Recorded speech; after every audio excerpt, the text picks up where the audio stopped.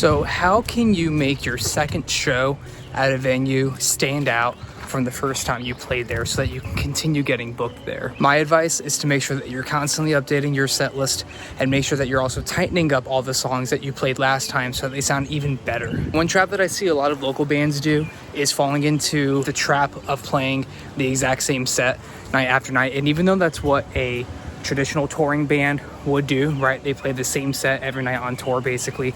Maybe they swap out one or two songs here or there. Give them something to talk about, give them something to share with their friends so that the next time you come, it is apparent that you're putting in the time and the effort to make it even better than the last time you were there. So for example, I believe we're playing 5 or 6 new songs, which doesn't sound like a lot, but that's 20-25 minutes worth of stuff that people who saw us last time didn't hear. And we also changed the order of the songs as well. Something you'll really pick up on the more that you play is figuring out the right order for the sets. What are your strongest opening songs? What are your strongest closing songs? And the only way to find that out is to play more often. It also helps to ask for a pay raise the next time you go, because if you really knocked it out of the park that first gig, they clearly liked you enough to hire you back again. And that's what you can use as leverage to negotiate a higher payout so that it really becomes worth your time to want to up your production, up the amount of time you spend on the show, really putting more effort into it, learning new music, making new posters and flyers, reaching out to more people on social media, and promoting the show even more than you did the first time. Back in January, we had our very first full band show at a place called Dowling's in Roselle Park, New Jersey, and they loved the show so much that same gig, the owner personally came up to us and offered us increased pay on the spot to play for an additional 30 minutes. And that led us to getting instant future bookings on the spot. Since that first show went so well, we wanted to make sure that we brought the same energy and an even better production value for tonight's show. My hope is that this video can help show you how we can take what would be a typical cover band gig and turn it into something that's going to consistently get you bookings in the future. So without further ado, here we go.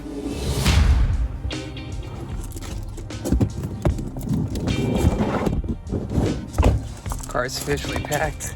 We are ready to go to Dowling's for round 2. So something that I do want to talk about real quick is how grateful I am to have a band that can play heavier styles of music, and it's hands down one of my favorite things to do. It's one of my favorite parts about my life is being able to play music. And for as much as I love making a ton of money playing weddings and doing top 40 gigs and whatnot, this band is for me. It's for us.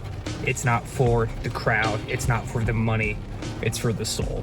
And it makes it very fulfilling.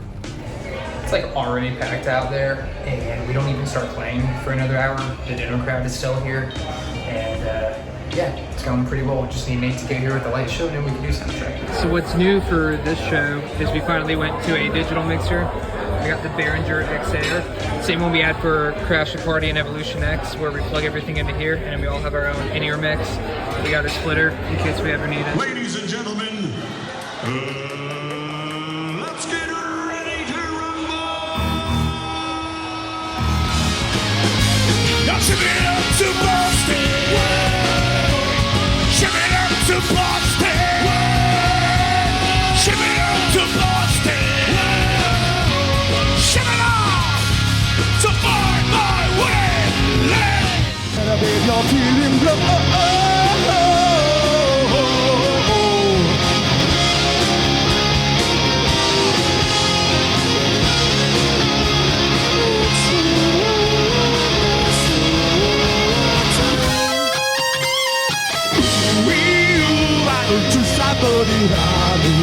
And and you'll never time more. I don't care what they say about us anyway. I don't care about that. I don't care about that. I don't care about that. I don't care about that. All right. So we just finished set number 2. And that was probably the best we've ever sounded. It was the best we've felt. I think I'm running my ears a little hot compared to where I usually do it. I don't have any hearing fatigue or anything, but it's a bit loud in here.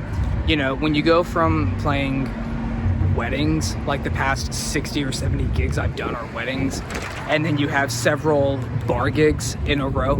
Totally different vibe, totally different audience, totally different perspective as a musician. It's one of those things where the more you can adapt to different gigs and scenarios, the more successful you'll be.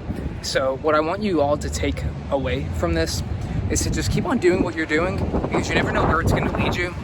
You never know where you might go in life. Even if it's not going to be a full-time thing, at least you can say you did something with your life where you gave back to the community, you gave back to the people you know and love, and you might have made someone's night. You know, that's what really matters. You know, and at the end of the day, I'm personally fulfilled with what I'm doing here. So, I'm gonna finish this cough drop. I'm gonna go back in, play one more set. I'll see you all next time.